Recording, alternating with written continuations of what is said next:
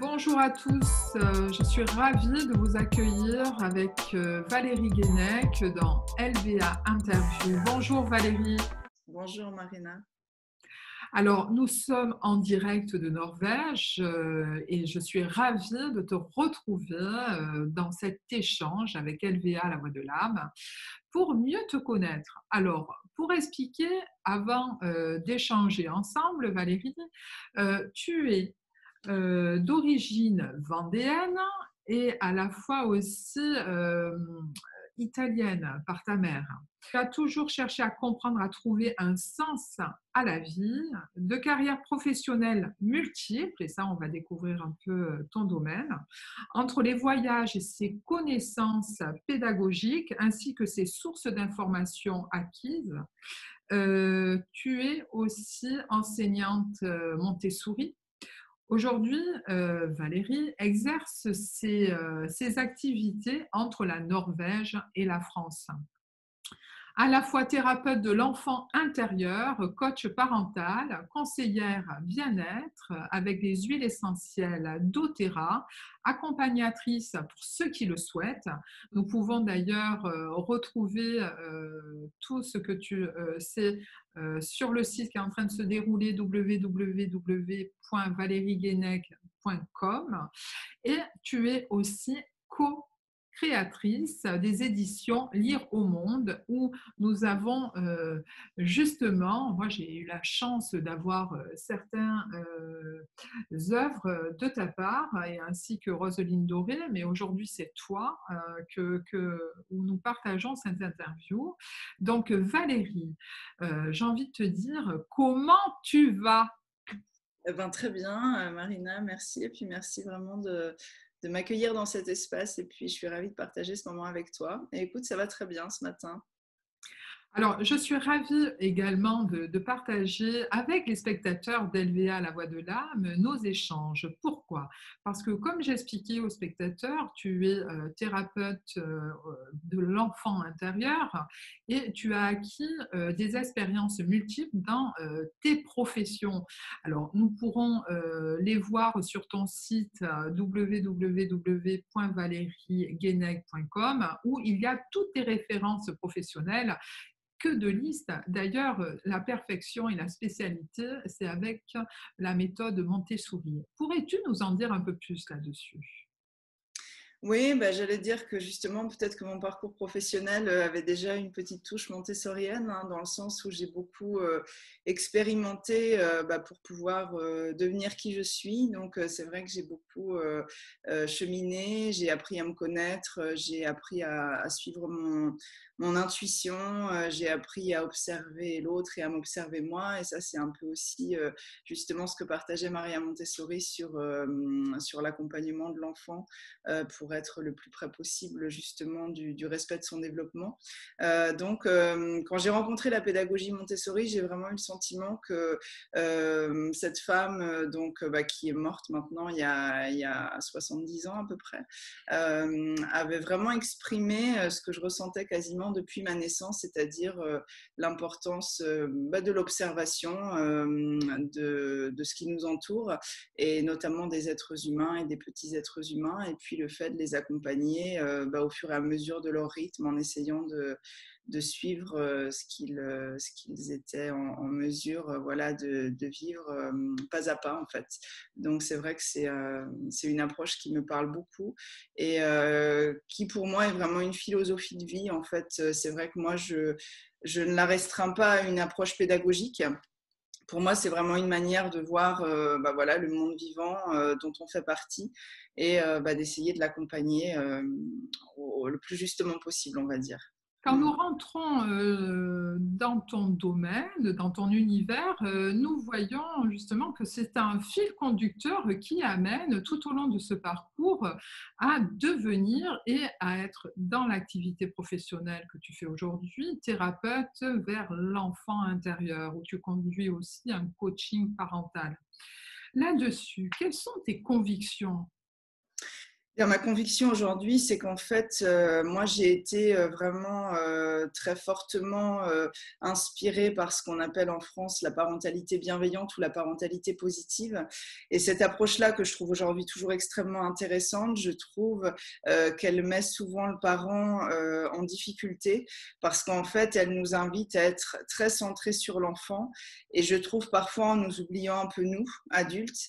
Et comme on sait aujourd'hui à quel point voilà, notre bien-être à nous, notre forme à nous, notre énergie à nous est importante pour qu'on puisse justement se mettre à l'écoute des petits êtres humains qui nous entourent, hein, que ce soit nos enfants d'ailleurs ou les enfants qu'on peut accompagner d'un point de vue professionnel parfois.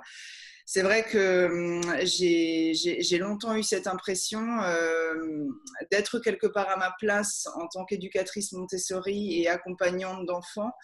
Mais souvent, je me disais, en observant justement l'environnement autour de moi et à l'intérieur de moi, que c'était plus nous, les adultes, qui avions besoin justement de soins, parce que souvent, j'avais le sentiment que c'était plutôt à l'intérieur de nous ou dans la relation entre nous adultes ou entre nous adultes avec les enfants, qu'il pouvait y avoir voilà, des blocages, des petites émotions qui restaient là coincées et qui avaient beaucoup d'impact en fait sur ce qui se passait dans ces relations et à l'intérieur de nous. Et c'est vraiment à partir de là que je me suis dit, finalement, c'est pas tout à fait ma place. Moi, ce qui m'intéresse vraiment, c'est de me mettre à l'écoute et j'allais dire à l'accueil des adultes et de leurs enfants intérieurs, justement, pour qu'à leur tour, voilà, ils se libèrent de pas mal de choses qui sont restées coincées à l'intérieur et puis que ça puisse fluidifier en quelque sorte leur accompagnement avec les enfants et puis parce qu'ils pouvaient être amenés à vivre entre eux aussi en fait. Et c'est vraiment à ce moment-là que je me suis dirigée justement vers cette approche autour de la thérapie de l'enfant intérieur. Tout à fait. D'ailleurs, tu utilises aussi les huiles doTERRA. Comment tu procèdes alors à ce moment-là dans tes séances lorsque nous venons te voir? Alors exactement comme moi je l'ai vécu quand j'ai rencontré ces huiles au départ, c'est-à-dire que moi j'avais utilisé des huiles essentielles depuis très longtemps quand j'ai rencontré les huiles doTERRA, avant tout pour m'occuper de mes filles, justement pour prendre soin d'elles, plutôt d'un point de vue physique. Et c'est vrai que quand j'ai rencontré les huiles doTERRA, c'est une époque où je me cherchais moi, justement où je sentais cet inconfort professionnel sur lequel j'avais du mal à mettre des mots. Et en fait, la première fois que j'ai ouvert un flacon de ces huiles, il y a eu comme une espèce de fulgurance. C'est-à-dire que c'est vraiment comme si l'huile était rentrée à l'intérieur de moi et avait été rouvrir une porte, m'avait donné accès à un paysage intérieur que je n'avais pas visité depuis très longtemps ou même peut-être jamais. Et donc aujourd'hui, c'est vraiment comme ça, en lien avec cette expérience personnelle-là que je procède. C'est-à-dire que j'utilise l'huile en séance uniquement d'un point de vue olfactif. Souvent, en fait, le fait de sentir une huile que la personne a pu choisir la plupart du temps intuitivement, et bien du coup il va se passer quelque chose à l'intérieur qui va réouvrir quelque chose. Alors moi souvent je nomme ça, j'étiquette ça comme une connexion avec l'enfant intérieur. Et puis, à partir de là, on va dérouler le fil, en fait. Donc, je trouve que c'est particulièrement intéressant pour les gens qui, comme moi, avaient beaucoup de difficultés à être au contact de leurs ressentis et qui sont plutôt dans le mental. Ça permet vraiment de redescendre dans le corps, de sentir une huile essentielle de qualité et puis du coup vraiment de se reconnecter avec quelque chose d'extrêmement profond. J'ajouterais aussi qu'évidemment le sens olfactif, c'est le premier sens qui se développe chez le petit être humain, in utero. Donc c'est vrai que ça nous reconnecte à quelque chose de très primitif. Et puis évidemment, parfois il y a l'effet Madeleine de Proust, hein, c'est-à-dire que le fait de sentir un parfum, ça va nous ramener à un souvenir d'enfance et là tout d'un coup vont arriver des émotions sur lesquelles effectivement on va travailler ensemble dans le cadre de la thérapie. Et puis pour finir, c'est vrai que les huiles me sont très utiles dans l'accompagnement thérapeutique pour accompagner les libérations émotionnelles, puisque moi, c'est vraiment ce qui constitue une grande partie de mon activité, d'accompagner les gens justement à libérer des émotions qui étaient restées coincées au fil de leur histoire. Et c'est vrai que quand il y a libération émotionnelle, le fait de pouvoir utiliser certaines des synergies doTERRA, par exemple, qui vont pouvoir accompagner les démarches de pardon, ou qui vont pouvoir venir nous faire un espèce de grand câlin olfactif, eh bien, c'est vrai que c'est extrêmement précieux pour la personne. Mais surtout à l'heure d'aujourd'hui, vu le contexte actuel mondial, j'ai eu l'opportunité, et merci à toi, d'avoir ces huiles. Alors notamment, j'ai Console, juste un Voilà. échantillon qui me permet d'ouvrir en fait.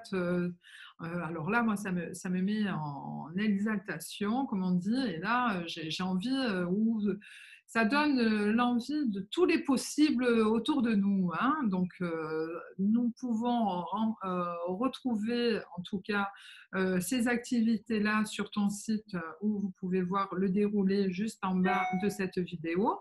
Alors, notamment ta chaîne YouTube, hein, je souhaitais que nous puissions échanger là-dessus parce qu'il y a des activités, en tout cas des vidéos que tu mets en avant. Et quels sont ces sujets pour les téléspectateurs que tu nous informes? Alors c'est vrai que certaines de mes vidéos justement évoquent l'utilisation des huiles essentielles dans la mesure où moi mon souhait aujourd'hui c'est de ne pas les cantonner à un cadre thérapeutique. Moi en fait ce que j'aimerais c'est vraiment mettre cette thématique du développement personnel, mais voilà, du développement humain en quelque sorte, au centre, j'allais dire, de la cité, au centre de nos vies, parce que j'ai vraiment la conviction que si chacun d'entre nous, justement, devient qui il est au fur et à mesure de ce cheminement, eh bien, voilà, l'intégralité de l'humanité se portera bien mieux, et puis, bah, voilà, le monde, la Terre aussi. Et c'est vrai que du coup, j'aime bien, comment dire, oui, décentraliser en quelque sorte ce que j'utilise en thérapie pour le proposer au monde et notamment aux personnes qui ne sont pas intéressées pour suivre une démarche thérapeutique, ce que je comprends tout à fait. Et pour ça, l'aromathérapie, je trouve que c'est génial parce que ça permet vraiment de se mettre à l'écoute de soi, tant physiquement qu'émotionnellement, qu'on ait ou non envie ou qu'on se dise vraiment j'entreprends une démarche de développement personnel ou de thérapeutique. Je trouve que c'est vraiment quelque chose qui est accessible à tous, pour autant qu'on soit évidemment accompagné un minimum. Donc c'est vrai que j'aime beaucoup faire des ateliers justement pour aider les gens à se familiariser avec cet outil merveilleux, je trouve, que sont les huiles essentielles. Je propose également des interviews comme toi. Moi, je suis avant tout, alors je dirais une voyageuse exploratrice du monde, mais aussi de l'espèce humaine. Donc, c'est vrai que moi, ma vie passe beaucoup, beaucoup, beaucoup par la rencontre humaine et par justement le fait de donner la parole à chaque personne, puisque j'estime que chaque personne sur cette terre a quelque chose à partager, justement, qui peut être extrêmement inspirant pour l'autre. Et je suis persuadée aussi que c'est vraiment dans cet échange d'expérience humaine à expérience humaine qu'on grandit tous, parce que moi, souvent, les partages d'expériences, les témoignages, c'est ce qui résonne le plus en moi et c'est ce qui me permet justement d'avancer dans ma vie à moi. Donc, c'est vrai que j'aime beaucoup donner la parole à d'autres personnes. Alors, je constate que souvent, ce sont des femmes. Souvent, ce sont des femmes aussi entrepreneuses, parce que je trouve aussi que on est probablement dans une période où nous, les femmes, voilà, on a aussi notre place à prendre au sein de la famille, au sein de la société.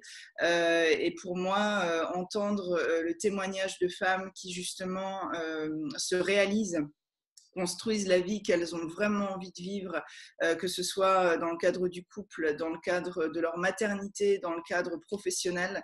Je trouve ça vraiment génial, important, et je pense que c'est ce qui permettra aussi à tout le monde de trouver sa place, puisque je trouve que c'est très inspirant pour les enfants de voir aussi voilà, une maman, une femme autour d'eux évoluer comme ça. Et puis je trouve que c'est aussi très important pour les hommes qui nous accompagnent dans nos vies de voir que voilà, on prend notre place et que on travaille pour justement réussir à, encore une fois, devenir qui l'on est, nous, en tant que femmes. D'ailleurs, le titre de ta chaîne YouTube est Valérie Guénec devient ce que tu es. Tout à fait. Alors, avant de nous quitter, Valérie, j'ai préparé un petit quiz assez sympathique qui permet aux spectateurs de mieux connaître ta personnalité aussi, hein, au-delà de ce charisme professionnel. Alors, voici les questions. Est-ce que tu es introverti ou extraverti? Ah, moi, je dirais une introvertie extravertie. Voilà. Tout dépend. Tout dépend. Et puis là, du coup, ça résonne un peu avec le livre sur les étiquettes parce que c'est vrai que j'ai longtemps eu l'étiquette d'introvertie. J'étais qualifiée d'une petite fille assez timide et je pense que c'est une étiquette, comme souvent, que j'ai intériorisée en tant qu'enfant. Et c'est vrai qu'en devenant qui je suis, je constate à quel point voilà, j'aime aussi beaucoup m'exprimer, aller vers les autres. Et donc, je pense que je suis un doux mélange de cette étiquette qui m'a été donnée assez tôt et puis justement de ce que je suis en train de devenir. D'ailleurs, Pas d'étiquette fait partie de ces éditions Lire au monde, où tu es co-réalisatrice de ces beaux ouvrages qui sont multiples. Et on vous invite à aller d'ailleurs sur le site, si tu veux bien nous le rappeler, Valérie. Oui, alors c'est www.lireaumonde.com et là, il est un peu en restructuration. Donc voilà, si vous y allez rapidement, peut-être que vous tomberez sur une page vous indiquant la renaissance du site, mais il sera à nouveau disponible très rapidement. Parfait. Alors, j'ai envie d'aller vers les animaux. Es-tu plutôt chien ou chat? Alors, je dirais chat. Pourquoi? Ah, souvent, notamment quand je suis avec mes filles, que je vois des chats comme ça, je me dis, oh, justement, le chat, c'est un animal, je trouve, assez solitaire, mais qui aime bien quand même, voilà, la rencontre avec l'autre. Et ça, je trouve que c'est quelque chose qui me caractérise. Moi, j'ai vraiment créé mes activités professionnelles pour qu'elles répondent à la fois à une forme de besoin de travail solitaire. C'est vrai qu'en tant qu'auteur, par exemple, je travaille relativement seule avant d'interagir avec ma collaboratrice Roselyne. Et puis à la fois des activités qui m'amènent vraiment à découvrir le monde et l'autre, comme la thérapie et mon activité autour des huiles. Et puis j'aime bien le côté justement du chat qui va à son rythme, qui est assez, qui est assez posé dans le sens où voilà, il fait pas trop de bruit, il dort pas mal aussi, voilà, il aime bien être au soleil, à dormir, alors tout ça, ça me plaît bien. Ouais. Quel est le métier de tes rêves? Alors du coup, là, je dirais, il y a un mot pour dire ça qui ne me vient pas, alors je vais en dire deux, écrivain, écrivaine, je ne sais pas si on dit ça comme ça, mais écrivaine voyageuse. Moi, j'aime beaucoup l'idée en fait de partir dans le monde et de pouvoir rendre compte justement des rencontres qu'on fait, notamment par l'écrit, mais ça pourrait passer aussi par la vidéo, par l'audio, voilà, je ne sais pas. Ça, c'est quelque chose, peut-être du coup, qui s'apparenterait à une forme de journalisme en fait. C'est vrai que c'est une des premières. Quand j'étais adolescente, quand on me demandait ce que je souhaitais faire, je disais justement écrivain.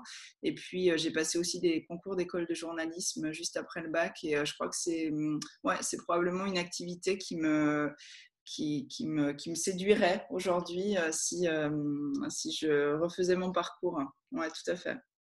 Merci beaucoup Valérie Guénec. Merci à toi. Nous te souhaitons en tout cas bon vent dans tes activités professionnelles et nous rappelons aux spectateurs d'LVA La Voix de l'âme que nous pouvons prendre tes références sur le site www.valérieguénec.com. À bientôt. À bientôt, au revoir.